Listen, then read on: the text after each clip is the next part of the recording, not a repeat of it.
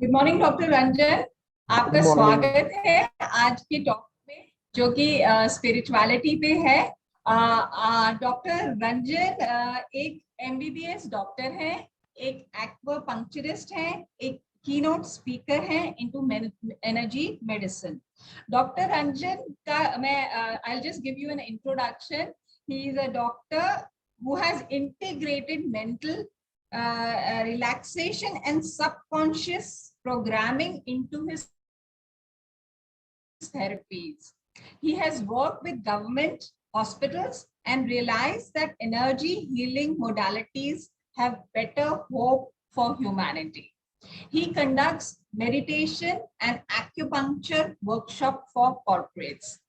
Today, we're going to talk to him about spirituality and understand a little more about this topic. Now, in India, in ancient India, the practice of yoga had started. Yoga means union with the God within ourselves. Now, Dr. Ranjan, do you think parents and home atmosphere have an effect on inculcating a spiritual bent of mind on a child? Definitely, it has very deep effect. Children are spending their most of the time with parents. Even if they are going to a school, in the school they are spending few hours, 6 hours, 8 hours. But in the home they are spending rest hours.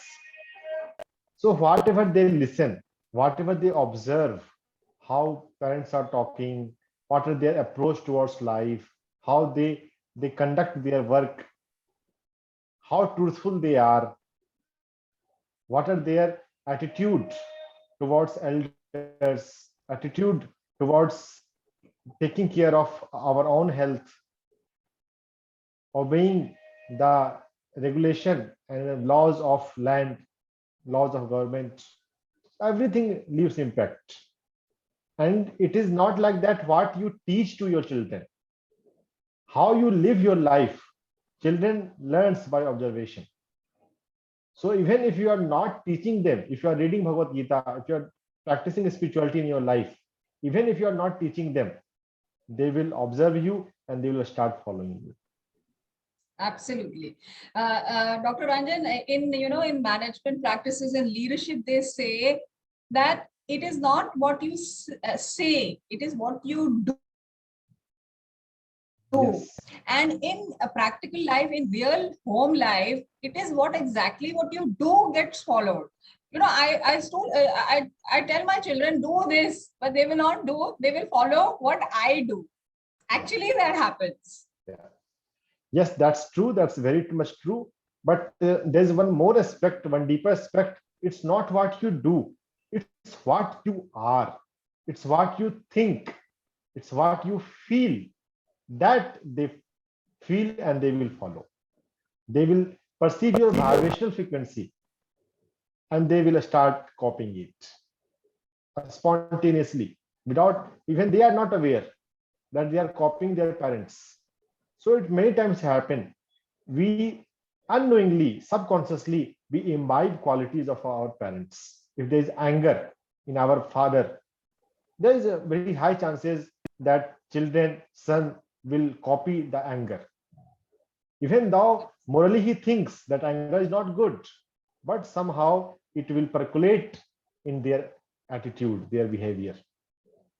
But Mr. Dr. Ranjan, one thing is there, when you point that out to somebody, okay, you are being like your father, which is that characteristic you might just not like.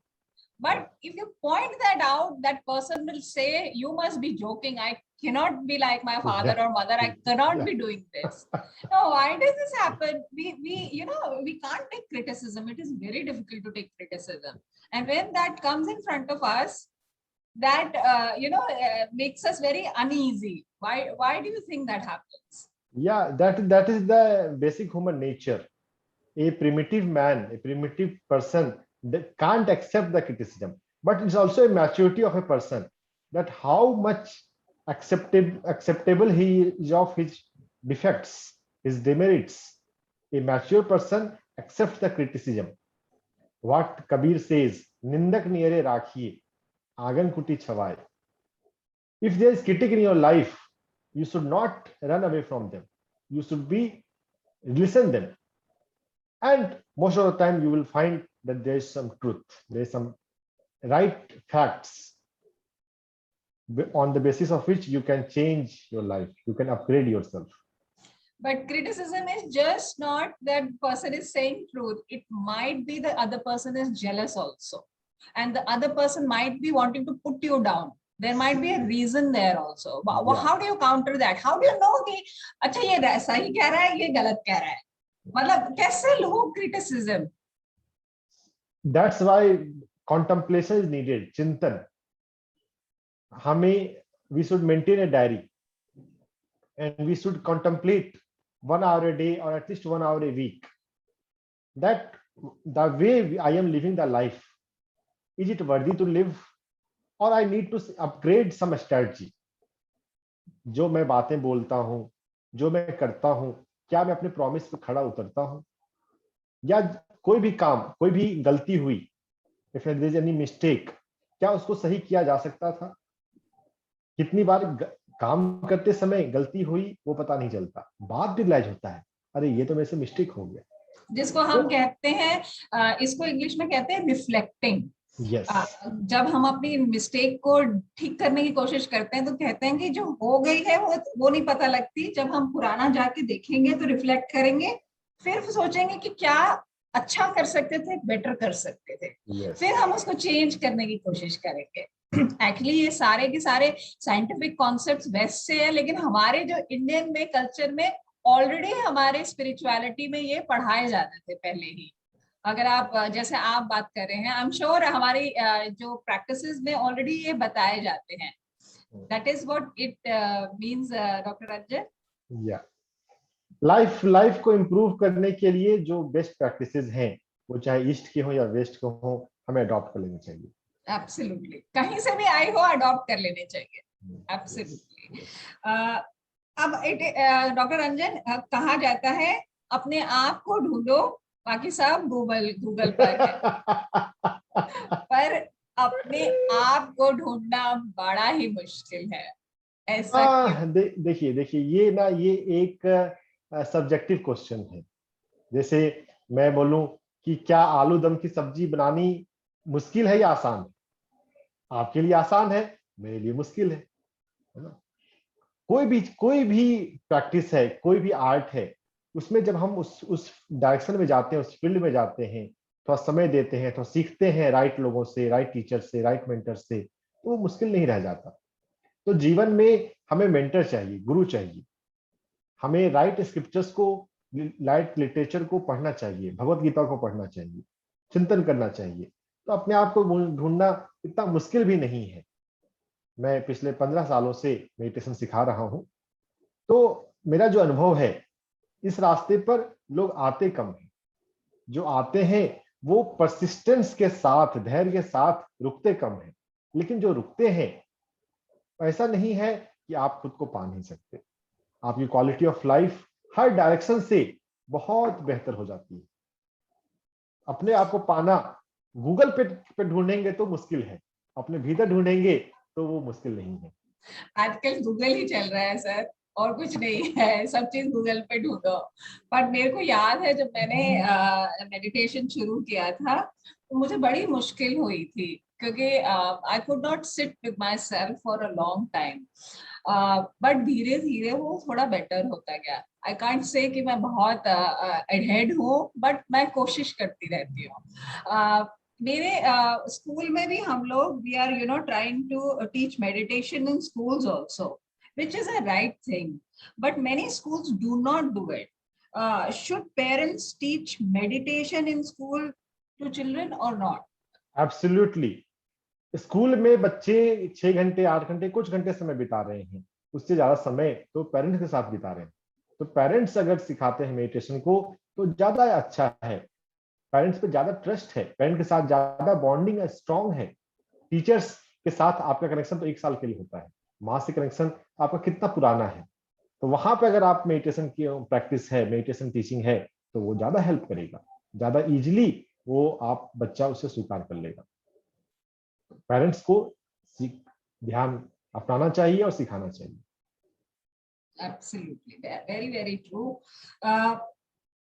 But मैंने देखा है, जैसे मैं अपने बच्चे को हमारे वो डीएवी में है, तो वहां तो थोड़ा मेडिटेशन सिखाते भी हैं, कराते भी हैं, और आजकल बहुत सारे इंटरनेशनल स्कूल्स में भी ये शुरू हो गया है।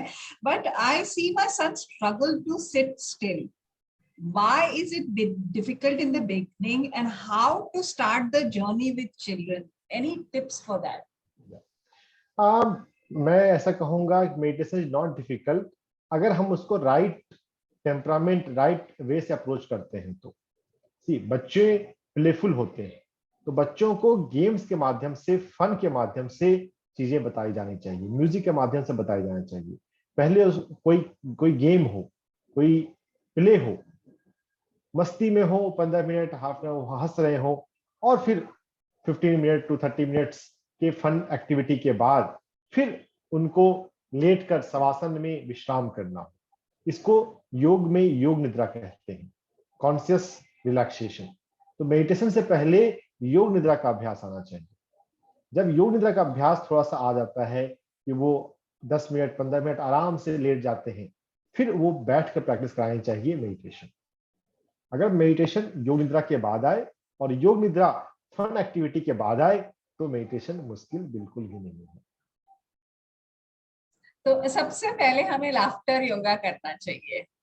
लाफ्टर योगा, लाफ्टर योगा, और इनफैक्ट एनी गेम, एनी जिसमें वो एक्टिव हो जाए, जिसमें वो मस्त हो जाए, जिसमें वो भूल जाए, खुश हो जाए, any activity game, activity based game. Ludo activity based game में नहीं आएगी। लूडो पैसिव गेम है, उसमें नहीं आएगी। अच्छा, तो ये हो सकता है कि उनको डांस करा दें। यस, अगर वो डांस करें लेकिन डॉक्टर रंजन, एक चीज है, आपने वहाँ हाई एक्टिविटी कराई, बॉडी एक्टिविटी में, मतलब मस्त हो गए वो, उसके बाद आप उनको योग निद्रा में ले जा रहे हैं जो कि इन एक्टिविटी है, मतलब दो ऑपोजिट करा रहे हैं, ऐसा क्यों? अपोजिट से ही तो अपोजिट के कॉम्बिनेशन से ही तो बनता है। दिन है तो रात है, प्रकाश है तो छाया है, तभी तो कंप्लीटनेस आती है। अपोजिट के बाद योग निद्रा में जाना असहज है। एक्टिविटी किया उसके बाद योग निद्रा, बहुत इजीली वो लेट जाएंगे और अपने में खो जाएंगे। Okay, that is the reason behind it, that's a very logical reason, क्योंकि मैं यिंग और यांग और शिव शक्ति की बहुत बात करती हूँ, और ये बात एकदम ठीक कही आपने कि दोनों को मिलाकर ही एक बनता है, एक अकेला नहीं बन सकता। yes. I was reading somewhere that those who do their duty honestly and integrity and have integrity are closest to God, rather than those who keep praying but their deeds are not right. What do you think? वो तो बात है कि integrity होनी चाहिए। आप prayer करें लेकिन आपकी इंटेग्रिटी ना हो, आप सामने कुछ बोलते हैं, पीछे कुछ और करते हैं, तो वो तो फिर बिहेवियर इंपॉर्टेंट है। तो ऐसा नहीं है कि हम दोनों में कॉन्ट्रास्ट करें कि प्रे करें कि इंटेग्रिटी रखें, दोनों कर सकते हैं, प्रे भी करें, इंटेग्रिटी भी रखें। प्रेयर को योग की भाषा में कहा जाता है ईश्वर प्राणिधान, ईश्वर को अपने प्राणों में धारण करना। जब भी कोई काम हम शुरू कर रहे हैं, डिवाइन कॉन्शियसनेस को याद करके अपना काम शुरू करें। तो prayer is not a ritual कि कोई आप 5-10 मिनट का अगरबत्ती के साथ कर रहे हैं तो ही बात है। अगर आप डिवाइन को याद कर रहे हैं, दिव्यता को स्मरण कर रहे हैं, तो दैट्स इनफ। और इंटीग्रिटी तो बिल्कुल चाहिए, इंटीग्रिटी ही ज्यादा इंपॉर्टेंट है। Okay, spirituality has been defined in many ways. What is the simplest way that you can define it? आप उसको सिंपली, जैसे मैं किसी बहुत सारे लोगों से, बहुत स्पिरिचुअल लोगों से बात करती हूँ, तो एक मेरी फ्रेंड है, वो बोलती है कि you don't need to go anywhere. अगर आप जैसे अपने कॉन्शियस हैं, खड़े होके सांस लेते हुए, और अब उस कॉन्शियसनेस में आप अपना काम करते जा रहे हैं, और उसी में आप भगवान का भी नाम ले रहे हैं, तो वो भी तो स्पिरिचुअलिटी हुई। वो अवेयरनेस हुआ। ठीक है, वो भी एक प्रैक्टिस है, अवेयरनेस को कल्टीवेट करना, माइंडफुलनेस को बढ़ाना। अगर आप मुझसे पूछें simplest way, easiest way of spirituality, तो हमें परमात्मा के एक पर्यायवाची पर जाना पड़ेगा, सच्चिदानंदा। भगवान को हमने सच्चिदानंद भी कहा, सच्चित आनंद, जो हमेशा आनंद में है 24/7/365, वो भगवान। तो अगर हम अपने जीवन में आनंद को बढ़ाते जाते हैं, bliss, and bliss is much more than happiness. Happiness depends on some factor. हम कोई चीज पाना चाहते हैं, पा लेते हैं, हम खुश होते हैं, सुखी हो जाते हैं। सुख से ज्यादा बड़ी बात है आनंद, ब्लिस। तो लाइफ में जब हमें मेडिटेशन में हम उतरते हैं, साधना में उतरते हैं, तो हमें उस ब्लिस की झलक मिलती है। उस ब्लिस को याद रखना, उस ब्लिस के आधार पे ही अपना जीवन जीना और उस ब्लिस को एक्सपैंड करते जाना बाय रेगुलर मेडिटेशन, वो आसान तरीका है। मस्त रहना, खुश रहना, लाइफ को एंजॉय करना, आनंद में जीना, वो एक आसान बात है। बट मतलब कोई स्पिरिचुअलिटी, भी परिस्थिति एक सी हो मनोस्थिति, हाँ आप मतलब कि अपने अंदर अपने आप को जो यूनियन, जो योगा में कहा गया है कि भगवान से जो यूनियन है अपना, वो रखो, अपनी मनोस्थिति ठीक रखो, तो क्या फर्क पड़ रहा है बाहर इतना कुछ, वो इतना आपको मैटर नहीं करेगा। जब आपका अंदर ठीक होगा तो बाकी सब ठीक होगा। आपकी बात बिल्कुल परफेक्ट है। ये जो मन स्थिति एक रहे, संभाव में रहे, भगवत गीता में आती है हम संभाव में जिए। तो इस संभाव का जो आधार है वो हमारी दिव्यता का अनुभव हो। जो मेडिटेशन में ब्लिस फील हो जाता है कभी, उस ब्लिस को याद रखते हुए हम संभाव में रहें। वो ब्लिस रहा तो संभाव स्वतः आ जाता है। इसको तथाता भी कहते हैं, न्यूट्रलिटी या इक्वानिमिटी। बट इसका ये मतलब नहीं हुआ कि आप रिएक्ट नहीं करेंगे सिचुएशन को। मैंने ये देखा है कि बहुत सिचुएशंस आती है लाइफ में, और जैसे कि बहुत गलत सिचुएशन भी आती है, उसमें आप डिप्रेस हो जाते हो। अब ऐसा तो नहीं होगा कि मैं डिप्रेस नहीं होंगी, इतनी सैड सिचुएशन हुई किसी फैमिली मेंबर की अगर नहीं रहा, तो उसका इफेक्ट हमारे ऊपर बहुत गहरा पड़ता है। उस समय आप अपना जो होता है वो इक्विलिब्रियम खो देते हैं और आप डीप सॉरो में चले जाते हैं। पर मैंने ये रियलाइज किया है कि वहां रहना नहीं है, वहां से ऊपर वापस आ जाना है। जहां तक मेरे ख्याल है ऐसा होता है, क्योंकि ऐसा तो कभी नहीं होता कि हम इफेक्ट नहीं होते सिचुएशन से।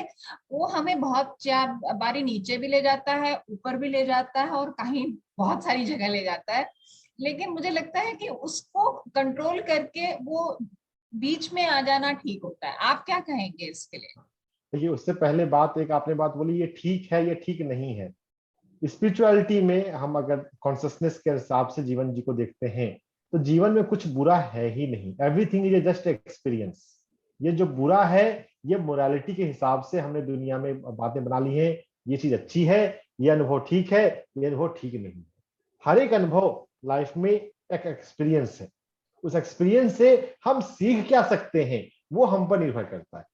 सीखते जाएं और अपनी चेतना के हायर हाईएस्ट लेवल पे लाइफ को जीते जाएं, आनंद पे लाइफ को जीते जाएं। तो जो बात आपने कही कि रिएक्ट नहीं करते या रिएक्ट करते हैं, लेकिन उस रिएक्शन में हम ज्यादा नहीं रहते, ये निर्भर करता है कि आपकी चेतना की गहराई क्या है, आपके भीतर अध्यात्म कितना उतर गया है। बिगनर लेवल पे यस, आप रिएक्ट करते हैं, लेकिन रिएक्शन में आप ज्यादा नहीं रहते। लेकिन जब आपके भीतर आनंद जो है, अगर आप उस अवस्था में पहुंच गए कि आनंद आपका स्वभाव बन गया, आप हर वक्त आनंद में रहते हैं। मेडिटेशन में से बाहर आने के बाद आनंद मिलता है, सिर्फ वो बात नहीं। 24/7 आपकी साधना, आपका मेडिटेशन इतना एक्सपैंड कर गया कि आप हर समय आनंद में रहते हैं, फिर रिएक्शन भी नहीं होता। कृष्ण के पास कोई उल्टा पुल्टा भी बोल दे, लेकिन वो अगर गुस्सा भी कर रहे हैं तो शांत भाव से कर रहे हैं। नहीं, इसमें मैं थोड़ा सा क्वेश्चन करना चाहूंगी। डॉक्टर रंजन, ऐसा नहीं है, कृष्ण जी ने अपना जो चक्र है वो भी चलाया था जब उनको 100 बारी उनका निंदा की गई थी भरे दरबार में, तब उनको रोष भी आया था, गुस्सा भी आया था। तो रिएक्ट उन्होंने भी किया था जब उनकी इतनी रिस्पॉन्ड किया, हाँ, रिस्पॉन्ड किया था। जब उन्होंने कहा था कि मैं 100 गलती आप तुम्हारी माफ कर दूंगा, ठीक है, शिशुपाल को जब कहा था, लेकिन उसके बाद उन्होंने जो रिस्पॉन्ड किया था वो सोच समझ के ही किया हो, लेकिन वो रिस्पॉन्ड था कि उसको सजा दी थी। तो इसका मतलब है कि हम अगर रिस्पॉन्ड सोच समझ के दूसरे को जता के करें कि ये जो कर रहे हो गलत है, तो इसका मतलब रिस्पॉन्ड एक तरह से कुछ वो भी हो सकता है, गुस्से में भी हो सकता है, ऐसा नहीं है कि नहीं हो सकता। आप क्या कहेंगे इस पे? 100 गलतियों को एक्सपीरियंस करने के बाद अगर हम 100 गलतियों को चुपचाप रहते हुए सुन सकते हैं, देख सकते हैं, तो अपने आप वो रिस्पॉन्स हो गया, रिएक्शन से ऊपर उठ गए। हम तो एक गलती पे ही कई साल बात करना बंद कर देते हैं। ये भी बात है कि वो 100 गलतियां माफ करने का भी दिल इतना बड़ा जिगरा होना चाहिए। ये बात ठीक है, वो हम 100 गलती माफ कर सकते हैं कि नहीं, ये बड़ा बहुत बड़ा क्वेश्चन है, उसके लिए बहुत ही आधार में उतरना पड़ेगा। पर ये बात मुझे भी लगी थी, क्योंकि मैंने भी बहुत सारी चीजें लाइफ में एक्सपीरियंस की हैं, और आपकी बात से मैं काफी सहमत हूँ। बहुत फर्क है मेडिटेशन करने के बाद, जब होता है बहुत मन शांत हो जाता है, बल्कि अगर मेडिटेशन ना करो तो फिर दिनचर्या कई बार इतनी ज्यादा बिजी होती है कि हमारा जो इक्विलिब्रियम है ना वो एकदम ही हिल गया होता है। जो हमारी मेंटल स्टेट होती है वो बहुत ही डिफिकल्ट होती है मैनेज करना।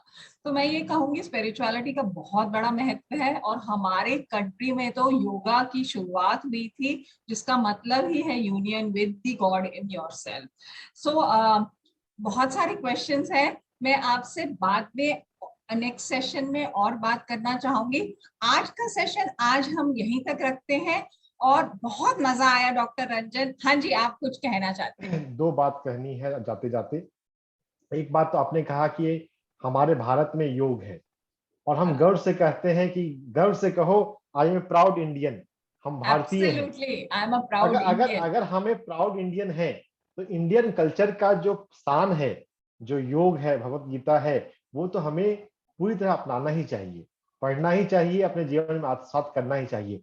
तभी हम अपने आप को प्राउड इंडियन कह सकते हैं। सिर्फ भारत देश में जन्म ले लेने से हम प्राउड इंडियन अपने आप को कहें, वो बात नहीं है। यहाँ की कल्चर की जो शान है उसको हम अपने जीवन में उतारें, एक बात वो। एब्सोल्युटली एब्सोल्युटली डॉक्टर और रंजन, दूसरी बात, बहुत सारी चीजें हैं हमारे कल्चर में जो कि हम लोग खुद नहीं जानते कि कितना टेक्निकली एडवांस था, वो इतने साइंटिफिक नॉलेज थी, क्योंकि कोई भी बिना उसको साइंटिफिकली प्रूव करे कुछ बात ही नहीं करता था, क्योंकि हमारी जो शुरुआत हुई थी वो ऋषियों से हुई थी, and they were basically scientist only, जो कि दे वर एक्सप्लोरिंग थिंग्स, कि ऐसा क्यों है, ऐसा क्यों नहीं है, everything is a question mark, और उस क्वेश्चन का ही आंसर हम ढूंढने के लिए निकलते हैं।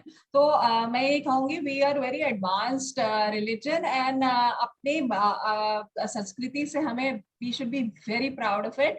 एंड बहुत अच्छा लगा डॉक्टर रंजन आपसे बात करके। आज हमें पता लगा कि जो पेरेंट्स करते हैं वो बच्चे अननोइंगली नोइंगली इनकलकेट करते हैं, और पेरेंट्स को अपने आप पे काम करना चाहिए ताकि वो बेटर वर्जन बन सके, ताकि क्योंकि वो एक लीडर है और बच्चे उनको लीड करेंगे। इसका आप लास्ट में एक कुछ पेरेंट्स को कहना चाहेंगे डॉक्टर रंजन? पेरेंट्स के लिए मैसेज है कि चिल्ड्रंस आर योर मिरर। जब आईने में देखते हैं तो आपको, जैसे आप खुद को, चेहरे को देखते हैं, बच्चे में आप अपने आप को देख पाएंगे। जैसे आप हैं वैसा ही आपको नजर आएगा। जो बच्चों में आपको सुधारने की जरूरत महसूस होती है, वो स्वयं में हम निखार लें, हमें पहले वो इंश्योर करना चाहिए। जैसे एक कुम्हार घड़े को बनाता है और बहुत शिद्दत से बनाता है, और तब वो उसमें निखरता है। अगर हम थोड़े बच्चों पे काम करें तो हमारी जिंदगी निखर जाएगी। वो हमारे ही प्रतिबिंब है। Love yourself and love your children as you love yourself. Thank you so much doctor Ranjan. आपसे बात करके बहुत मजा आया, एंड आई होप पेरेंट्स को और को बहुत सारी बातें पता लगी होंगी जो कि हम अपने लाइफ में उतार सकते हैं और बेटर वर्जन बन सकते हैं। Thank you so much doctor Ranjan, thank you. Welcome.